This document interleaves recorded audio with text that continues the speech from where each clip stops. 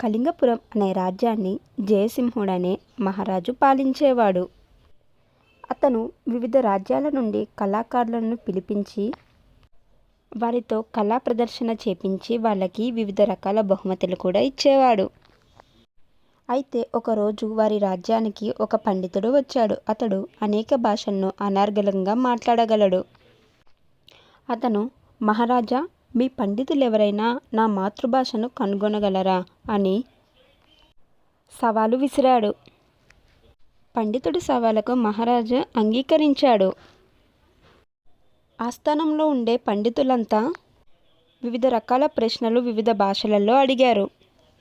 ఏ భాషలో ఏ ప్రశ్న అడిగినా తడుముకోకుండా అదే తన మాతృభాష అన్నట్టు పండితుడు సమాధానం ఇచ్చాడు అన్ని ప్రశ్నలకు. పండితులంతా మా వల్ల కాదు అని చెప్పి చేతులెత్తేశారు.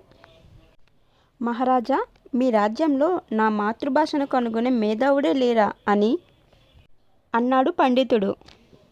మహారాజు మహామంత్రి వైపు చూశాడు. మహామంత్రి తనకు తెలిసిన కొన్ని భాషల్లో కొన్ని ప్రశ్నలు వేశాడు. ఆ పండితుడు మహామంత్రి వేసిన అన్ని ప్రశ్నలకు అదే తన మాతృభాష అన్నట్టు సమాధానం ఇచ్చాడు.